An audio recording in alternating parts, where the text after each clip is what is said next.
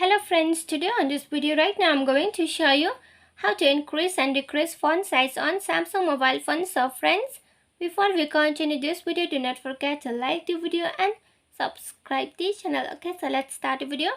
First of all, what you need to do is that you have to move on setting. Then from here you can scroll down to display option. So here is the display.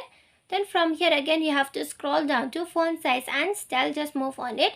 Then from here you are able to see this scale of the font size. So if you want to decrease the font size, here you are going to find a blue circle. So you just move this one on the down, and here the font size used to be increased. Okay, I mean it will be small. Okay, it means it will be decreased. Okay, not increase, it will be decreased.